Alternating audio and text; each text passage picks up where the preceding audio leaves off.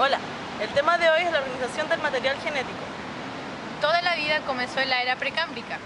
Las primeras células eran procarióticas, o sea, que su material genético estaba separado del resto de las células. Estas células obtenían energía y nutrientes de moléculas orgánicas de su entorno. Las primeras células eran bacterias primitivas. Al multiplicarse estas bacterias debieron consumir todas las moléculas orgánicas producidas por la síntesis proteica. Pero lo que les faltaba para hacer células completas eran moléculas energéticas. Y ahora un video con lo ya mencionado. Parece que el universo empezó de la nada a partir de una gigantesca explosión. Y toda la materia se dispersó a gran velocidad, dando lugar a los elementos químicos, las estrellas y los planetas. En la Tierra el hidrógeno se juntó con el oxígeno y formó el agua. Y en el agua surgieron las primeras moléculas, hasta que apareció una muy especial. Era capaz de copiarse a sí misma, y alguien la llamó gen replicador. Pero la Tierra es limitada y redonda. No podían existir infinitas moléculas replicándose y replicándose. Afortunadamente, las moléculas replicadoras muchas veces se replicaban con algún defectillo. Y precisamente ese defectillo explica la evolución. Algunas moléculas eran más eficaces que otras. Aparecieron así las moléculas complejas.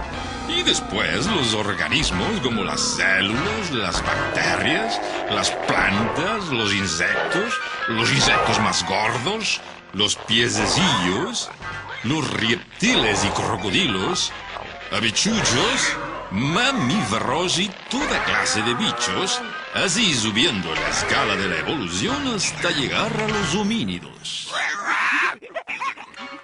Pero algunos sistemas eran más eficaces que otros. Los dinosaurios, por ejemplo, fueron sistemas muy eficaces y duraron millones de años, hasta que dejaron de ser eficaces en su replicación y ¡caput! Se extinguieron. Hoy en día los sistemas más eficaces parecen ser los insectos y los mamíferos. Y dentro de estos, los humanos, que somos muchos y estamos por todas partes. Cada uno de nosotros es un sistema que replica una sola molécula de ADN. O mejor dicho, media, porque nuestros hijos llevan media molécula nuestra y media de otro que a su vez ellos compartirán con otro humano. Nos pasamos la vida enredados en todo tipo de líos, más o menos placenteros y en general bastante absurdos. Podemos hacer miles de cosas, pero en realidad se reducen a una. Conseguir que una sola molécula nuestra se copie una vez más. En el organismo de los seres vivos que se reproducen sexualmente hay dos tipos de células, las llamadas germinales, que se encuentran en los ovarios y testículos, y las somáticas, que constituyen el resto de órganos y tejidos. En el núcleo de todas las células se encuentran los cromosomas, que están formados por proteínas y ADN, el cual es el portador de los caracteres hereditarios. Esto hace que las características de cada especie se transformen. En el núcleo de estas hay 46 cromosomas, dispuestos de 2 en 2 en 23 pares. De esos 46 cromosomas hay dos, uno X y otro Y, que reciben el nombre de cromosomas sexuales, que llevan la información de los caracteres sexuales en el macho o en la hembra. El cromosoma Y aporta las características del sexo masculino y el cromosoma X del femenino. Los hombres poseen en sus células somáticas un cromosoma X y otro cromosoma Y. Las mujeres poseen dos cromosomas X. Los otros 44 llevan el resto de la información y reciben el nombre de autosomas. Veamos ahora las células sexuales. En el núcleo de las células sexuales hay 23 cromosomas, es decir, un solo cromosoma corta la par. Por tanto, hay 22 cromosomas no sexuales o autosomas y un solo cromosoma sexual, el X o el Y. Al fusionarse un espermatozoide y un óvulo, resulta una célula que tiene al par completo de todos los cromosomas, formándose así una célula con toda la dotación, 46 cromosomas, de que depende que el nuevo ser sea hombre o mujer.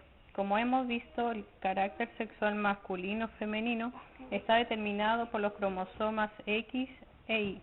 El óvulo siempre lleva un cromosoma X, el espermatozoide puede llevar el cromosoma X o bien el cromosoma Y. Si se une el espermatozoide que lleva un cromosoma X con un óvulo, se forma un nuevo ser que será de sexo femenino y tendrá 2 cromosomas X. Si el espermatozoide que fecunda el óvulo lleva un cromosoma Y, el nuevo ser será de sexo masculino y tendrá un cromosoma X y un cromosoma Y. Este complejo mecanismo hace que, aunque la rotación genética sea prácticamente la misma para toda la especie humana, existan las suficientes diferencias para que cada uno de nosotros seamos realmente únicos e irrepetibles.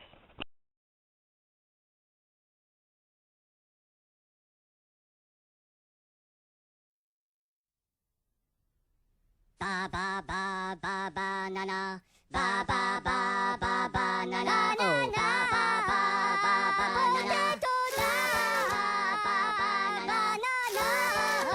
ba banana, tocari no potato rica ni maloma ni canotica, ba banana, yo plano fu, la pano no tu, ma banana la camo pitala mo banana, ba banana, potato.